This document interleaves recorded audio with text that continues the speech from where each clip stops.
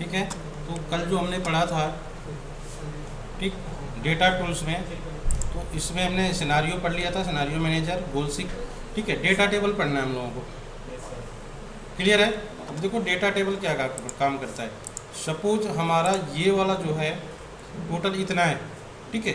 इसके हिसाब से मैं यहाँ पे एक फार्मूला लगा, इसको लगाते हैं इक्वल टू इतना, ठीक है, और एंटर कर देता हूँ, ठीक है, क्लियर है। अब मैं यहाँ पे चाहता हूँ कि अगर मेरे पास 50 यूनिट है तो कितना हो जाएगा, 100 यूनिट है तो कितना होगा, 200 यूनिट है तो कितना होगा, 300 यूनिट है तो कितना होगा, 400 यूनिट है तो कितना होगा, ठीक है ना, क्लियर।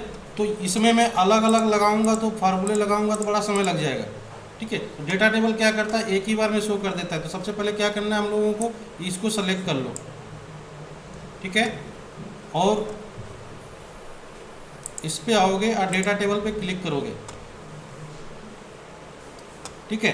अब देखो क्या रो इन इनपुट सेल चाहते हो कि कॉलम इन इनपुट सेल चाहते हो, ठीक है। तो ये देखो कॉलम में है, ये हमारा क्या है, एफ कॉलम में है सारे के सारे, इसलिए कॉलम वाला सेलेक्ट, अगर रो में रहता तो रो को सिलेक्ट करती मैं, ठीक है।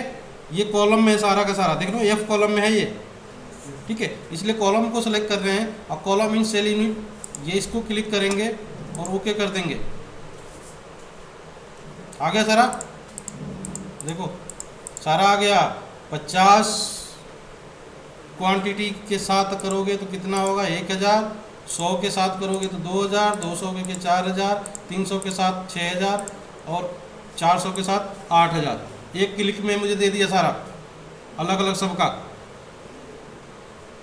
ठीक है ना, समझ में आ गया, क्लियर है ना, ठीक है। तो ये हमारा क्या था, हम, ठीक है, डेटा टेबल,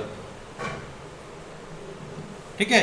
तो ज़रूरत के हिसाब से हम लोग एक्सेल के फार्मूले को यूज़ करते हैं, जैसे हमें ज़रूरत होगी वैसे यूज़ करें। अगर मुझे इस तरह का डेट निकाल करके देना, अगर किसी ने पूछा नहीं भैया मुझे क्या कहते हैं 50 से लेकर के और 500 के बीच में बताओ कि कितना यूनिट कितना खरीदूंगा तो कितना उसका चार्ज होगा, ठीक है। तो एक ही बार निकालो, भेज दो भैया, देखो 50 खरीदोगे तो इतना, 100 यूनिट खरीदोगे तो इतना देना पड़ेगा, 200 यूनिट का इतना है, 300 यूनिट का इतना है, 400 यूनिट का इतना है, ठीक है। तो ये हमारा डेटा टेबल है, क्लियर है ना।